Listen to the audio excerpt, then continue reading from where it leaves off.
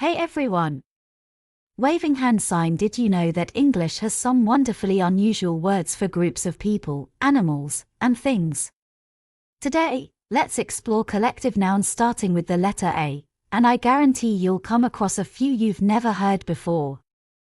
An abandonment of orphans. The word abandonment carries a sense of being left behind or deserted.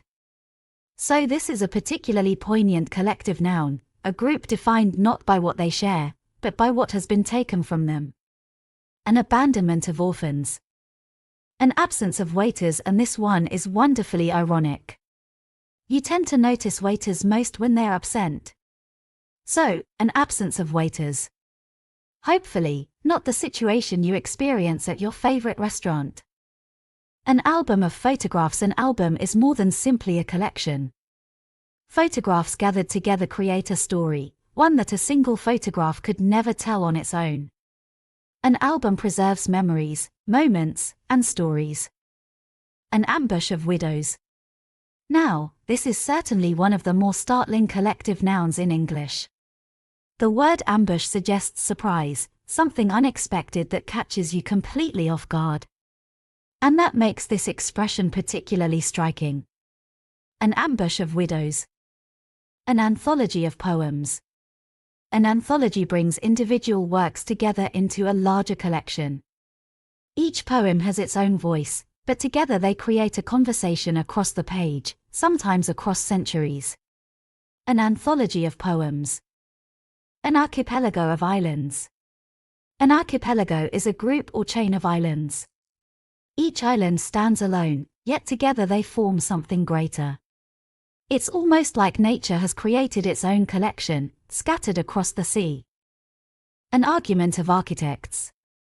Here's a wonderfully playful one. Architects are trained to imagine how the world could be built. So when several architects get together, perhaps it's no surprise that different visions, and different opinions, emerge. An argument of architects. An argument of wizards. Now this one sounds like it belongs in a fantasy novel. When wizards argue, you might imagine that reality itself becomes uncertain. An argument of wizards isn't just a disagreement. It's a collision of competing powers, ideas, and, perhaps, a little magic. An argumentation of historians. Historians don't simply disagree. They argue through evidence, documents, interpretations, and centuries of history. They can debate with the past itself. So argumentation is a rather fitting word for a gathering of historians. An armada of ships. An armada is a large fleet of ships. Picture vessel after vessel stretching across the horizon, moving together as one enormous maritime force. An armada of ships. A powerful image, isn't it? An armada of newts. And now for something considerably smaller. Imagine tiny newts moving through the shallows like miniature naval commanders. An armada of newts. A mighty fleet, if you happen to be very, very small. An army of ants. This one is easy to picture.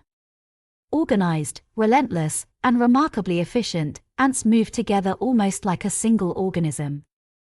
An army of ants may be tiny individually, but together, they can accomplish extraordinary things. An army of caterpillars. Slow, steady, and completely determined. An army of caterpillars advances leaf by leaf, inch by inch. It may look peaceful, but from a leaf's perspective, it's a full-scale invasion. An army of eagles. When eagles gather, the image is magnificent. Powerful wings fill the sky, and these birds seem to command the heavens. An army of eagles. No flag required. An army of frogs. At dusk, a pond can suddenly come alive with croaks.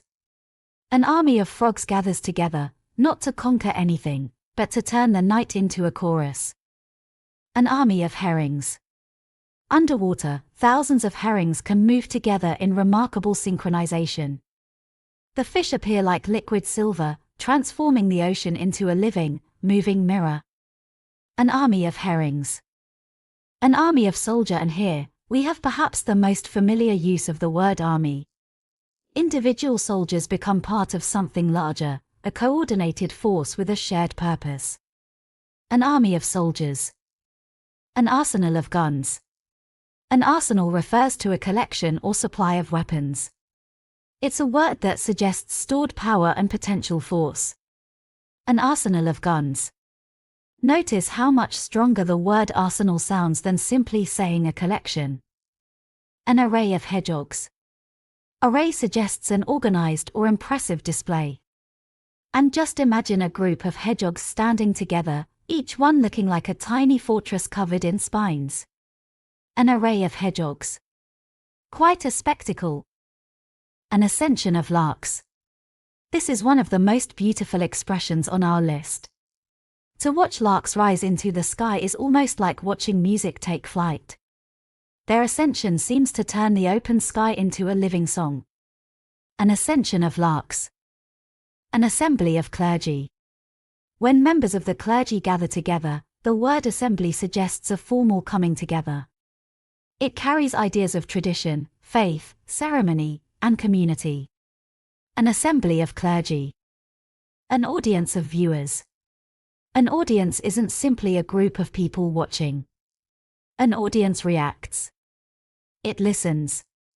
It responds. And those reactions can influence the performance just as much as the performers themselves. An aurora of polar bears. And finally, perhaps the most poetic expression of all.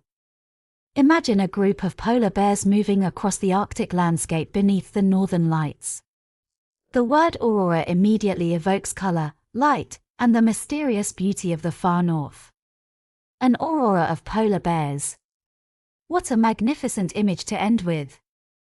So, which collective noun was your favorite? Let me know in the comments. And remember, keep learning, keep speaking, and keep discovering English. And in case I don't see you again, good morning, good afternoon, good evening, and good night.